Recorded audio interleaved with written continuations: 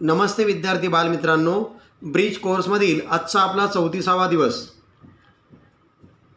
यापूर्वी आपण सर्कलचा स्टडी केला होता.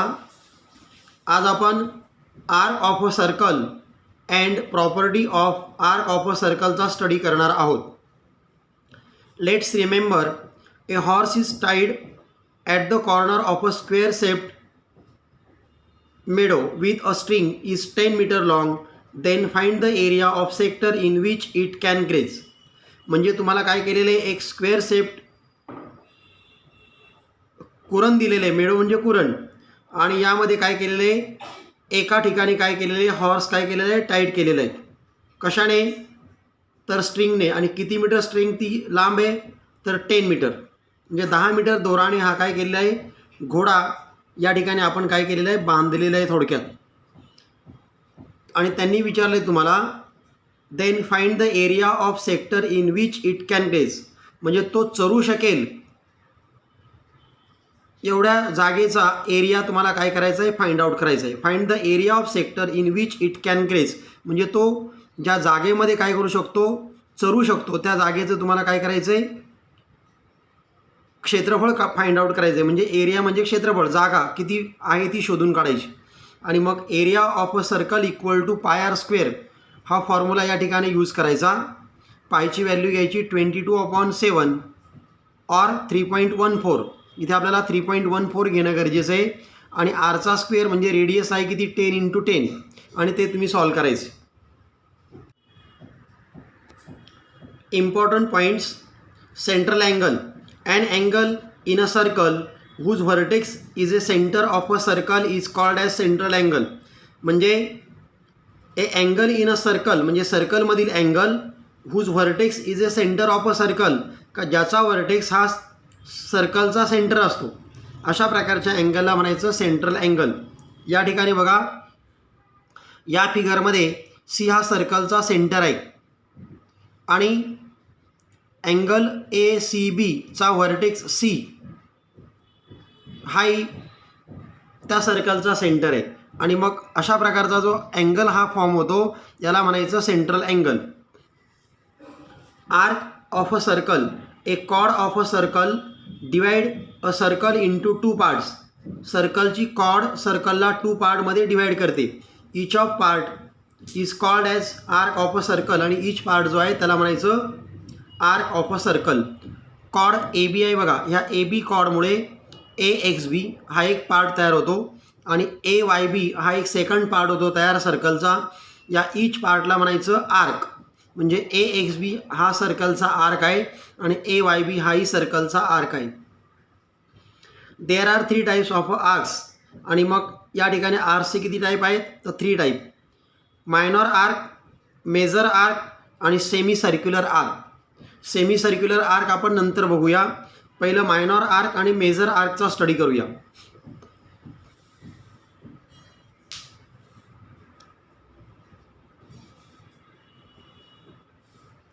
बघा, minor and major arcs.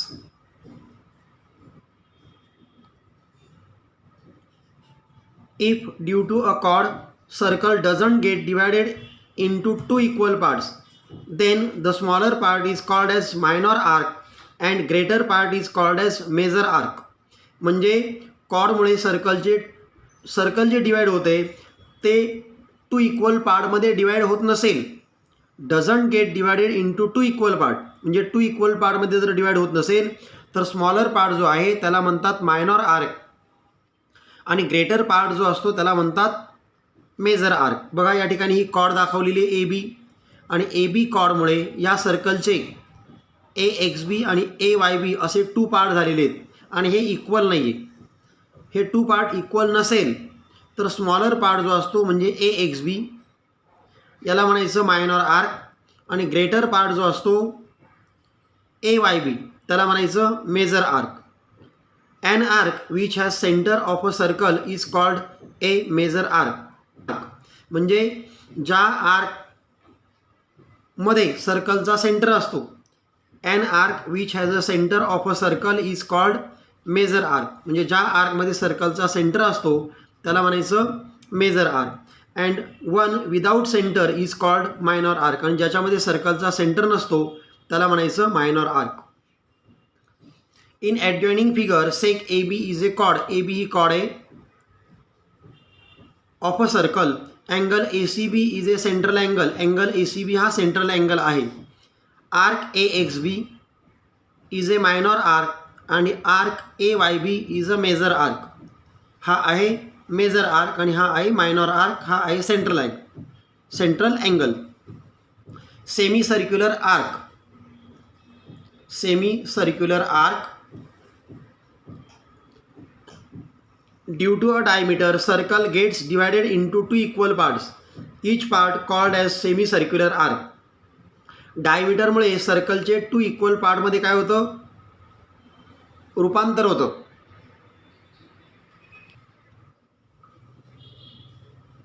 Each part called as semi circular arc. आणि त्याच्यामुळे इच पार्ट जो आहे त्याला म्हणतात सेमी सर्क्युलर आर्क.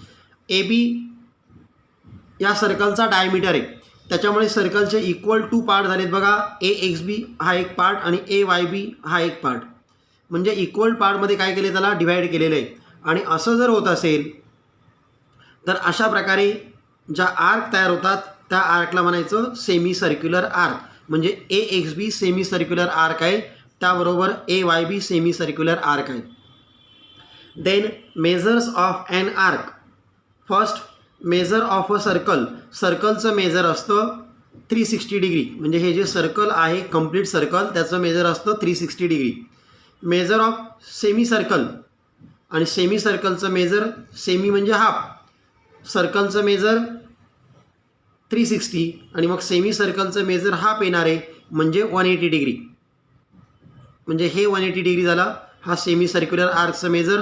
त्याचप्रमाणे ए वाय बी ह्या सेमी सर्क्युलर आर्कचं मेजर पण 180 येणार आहे. Measure of minor arc. Measure of minor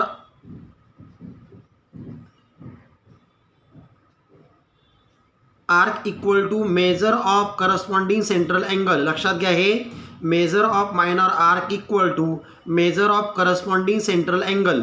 minor आर्कचं मेजर, आता इकडे या, हा मायनॉर आर्क आहे बघा ए एक्स बी, याचं मेजर म्हणजे हा जो सेंट्रल अँगल आहे करस्पॉन्डिंग सेंट्रल अँगल, या दोघांचं मेजर सेम असतं.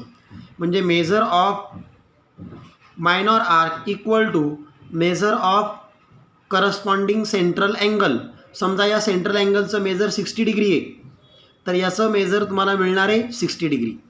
आणि मग हा जो आहे मेजर आर्क, या मेजर आर्कचं मेजर कसं आपल्याला मिळणार, तर 360मधून हा 60 आपल्याला मायनस करावा लागेल म्हणजे 300 आपल्याला मिळणार आहे. अशा प्रकारे आपण मेजर आर्क जो आहे त्याचं मेजर काय करू शकतो, मिळवू शकतो. म्हणजे major arc equal to 360 minus measure of corresponding minor arc. लक्षात घ्या, मेजर डबल शब्द येतात बघा. हे आहे मेझर आणि हे आहे major. Major arc equal to 360 minus measure of corresponding minor arc. Then next part, congruent arcs. If two arcs of a same circle or congruent circles have equal measures, then those arcs are said to be congruent. म्हणजे two arcs of a same circle म्हणजे circle एकच पाहिजे किंवा congruent circles पाहिजे आणि त्यांच्या two arc have equal measure, म्हणजे two आर्कचं मेजर जर इक्वल असेल तर त्या आर्कला म्हणायचं congruent arc. A X B आणि सी वाय डी हे जे टू आर्क्स आहेत, हे टू आर्क्सचं मेजर सेम आहे आणि यांचं जर मेजर सेम असेल तर हे आर्क काय होणार आहे, कॉन्ग्रंट होणार आहे. If measure of arc A X B equal to measure of arc C Y D, then arc A X B congruent arc C Y D असं आपण म्हणू शकतो. Properties of arcs of a circle and their corresponding chords. First, chords corresponding to the congruent arc also congruent. म्हणजे chord corresponding to the congruent arc also congruent. म्हणजे या ठिकाणी आपल्याला काय म्हणायचं आहे की आर्क जर कॉन्ग्रंट असेल तर त्याच्या करस्पॉन्डिंग कॉर्ड कॉन्ग्रंट असतात. म्हणजे arc A X B congruent arc C Y D असं असेल तर cod A B congruent cod C D असं असतं. म्हणजे या ठिकाणी आर्क कॉन्ग्रंट आहे तर कॉड कॉन्ग्रंट आहे, लक्षात घ्या. If arc congruent then cod congruent, म्हणजे करस्पॉन्डिंग कॉड कॉन्ग्रंट, याचा अर्थ असा मिळाला. In a circle with centre O if arc A X B congruent arc C Y D then cod A B congruent cod C D असं आपल्याला मिळणार आहे. If two chords of a circle R congruent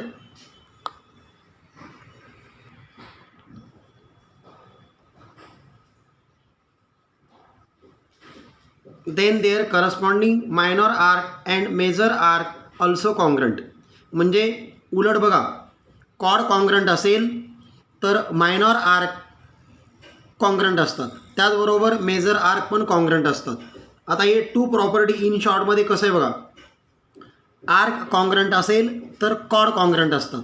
म्हणजे A X B arc आणि C Y D arc congruent असेल तर cod A B congruent cod C D. उलटं cod A B congruent cod C D असं असेल तर arc A X B congruent arc C Y D असं असतं. अशा प्रकारच्या कॉडच्या टू प्रॉपर्टी आहेत. Then exercise question number 1, choose the correct alternative option for the following questions. Measure of an arc form by diameter of a circle is dot dot dot. सर्कलच्या डायमीटरमुळे सर्कलचे जे two arcs तयार होतात त्या आर्क्सचं major किती आहे असं आपल्याला विचारलेलं आहे. म्हणजे डायमीटरमुळे सर्कलचे टू सेमी सर्क्युलर आर्क तयार होतात आणि सेमी सर्क्युलर आर्कचं मेजर काय असतं, कंप्लीट सर्कलच्या हाफ. कंप्लीट सर्कलचं मेजर असतं 360 आणि त्याच्या हाफ येणारे 180 डिग्री. म्हणजे आपल्याला ऑप्शन मिळालेला आहे 180 डिग्री, हा C option. Second, if measure of minor arc of a circle is 110 then find the measure of corresponding major arcs is dot dot dot. Minor आर्कचं मेजर किती बघा 110 आणि मग तुम्हाला मेजर विचारलेला आहे मेजर आर्कचं. आता मेजर आर्कचं मेजर कसे काढणार आपण, तर 360 मधून आपल्याला हा मायनॉर आर्क मायनस करावा लागेल आणि हे मायनस केलं का आपल्याला येतात 250. म्हणजे याचा आन्सर आपल्याला मिळालेला आहे 250, म्हणजे option B. Then second question, solve the following sub questions. यामध्ये तुम्हाला 2 क्वेश्चन दिलेत, 1 आणि 2. आता हे 2 क्वेश्चन जे आहेत आपण ते सॉल्व करणार आहोत. Question number 2, solve the following sub questions. First, with the help of given figure write the names of minor and major arcs. म्हणजे एक सर्कल तुम्हाला दिलेलं आहे, त्याचा सेंटर ओ आहे आणि या सर्कलवरती ए, एक्स, क्यू आणि वाय हे पॉईंट तुम्हाला दिलेले आहेत आणि तुम्हाला विचारलेलं आहे मायनॉर आर्क आणि मेजर आर्कची नावे तुम्हाला विचारलेली आहेत. या ठिकाणी हा जो आर्क आहे ए वाय क्यू हा स्मॉलर आर्क आहे, म्हणजे याला आपण म्हणणार मायनॉर आर्क. आणि ए एक्स क्यू हा आहे ग्रेटर आर्क, याला म्हणणार आपण मेजर आर्क. आणि मग आन्सर आपण लिहिणार minor arc arc A Y Q आणि major arc arc A X Q. Then second question तुम्हाला दिलेलं आहे त्यांनी, if angle A O Q equal to 70 degree. Angle A O क्यूचं मेजर 70 डिग्री आहे. Then find measure of arc A Y Q. ह्या आर्कचं measure काढायचं आहे and measure of arc A X Q याचं मेजर आपल्याला फाइंड आउट करायचं. Angle A O Q is a central angle. Angle A O Q हा central angle आहे, त्याच्यामुळे ह्या आर्कचं मेजर आणि ह्या अँगलचं मेजर सेम येणार आहे. Therefore measure of minor arc equal to measure of corresponding central angle. Measure of corresponding central angle. Therefore arc measure of arc A Y Q equal to measure of angle A O Q. आणि मग measure of arc A Y Q equal to 70 degree. Then हा arc आणि हा arc या दोघांची सम येणार आहे 360 degree. म्हणजे measure of arc A X Q plus measure of arc A Y Q equal to 360 degree. याला रिझन आलं measure of complete circle. Therefore measure of arc A X Q plus A Y क्यूची value आपल्याकडे 70 आहे equal to 360 degree. हे पलीकडे गेलं का minus होणार आहे. म्हणजे measure of arc A X Q equal to 360 minus 70 degree. Therefore measure of arc A X Q equal to 290 degree. Then second question, in circle with center C, point GDE and F are on the circle. A सर्कलवरील point आहे. If angle ECF equal to 50 degree, angle ECF equal to 50 degree, then angle DGF equal to 200 degree. हे मेजर तुम्हाला दिलेलं आहे 200 degree. Find measure of arc D. आर्क डीचं measure तुम्हाला फाइंड आउट करायचं आहे. त्याच्यानंतर measure of arc D E F याचं मेजर तुम्हाला फाइंड आउट करायचं. सेंट्रल अँगलचं मेजर 50 डिग्री आहे, म्हणजे ई एफ जो आर्क आहे त्याचं मेजर पण 50 डिग्री येणार आहे. First, C is a centre of the circle, therefore measure of arc E F equal to measure of angle E C F. Therefore measure of arc E F equal to 50 degree. म्हणजे याचं measure तुम्हाला 50 degree मिळालेलं आहे. आता 3 arcs आहेत बघा, arc D, arc E F आणि arc D G F. या सर्वांची सब येणारे 360 डिग्री कंप्लीट सर्कल. आणि मग measure of arc D plus measure of arc E F plus measure of arc D G F equal to 360 degree. हे इथे मी write केले बघा. Measure of arc D plus measure of arc E F plus measure of arc D G F equal to 360 degree, measure of the complete circle. आता value put करायच्या. Measure of D आपल्याला माहिती नाही. Measure of arc D plus arc E एफची value आहे 50 degree plus D G एफची value तुम्हाला दिलेली 200 डिग्री क्वेश्चनमध्ये. या दोघांची सम आली 250 डिग्री. हे इकडे गेल्यानंतर मायनस होणार आहे. Therefore measure of R D equal to 360 minus 250. Therefore measure of R D equal to 110. यातून हे गेलं का 110 आपल्याला मिळणार. देन सेकंड तुम्हाला विचारलेलं आहे त्यांनी, measure of R D E F. D E F, डीचं मेजर आपल्याकडे आत्ता आलेलं आहे 110 आणि ई एफचं मेजर आपल्याकडे आहे 50. म्हणजे या दोघांची आपल्याला आता सम करावी लागेल. म्हणजे measure of arc D E F equal to measure of arc D plus measure of arc E F. Measure of arc D E F equal to measure of arc D plus measure of arc E F equal to 110 plus 50 equal to 160. म्हणजे याचं measure तुम्हाला मिळालेलं आहे 160. या ठिकाणी आपला हा part complete झालेला आहे. यावरील सम तुम्ही स्वतः सॉल्व करायचे आहेत. थँक्यू.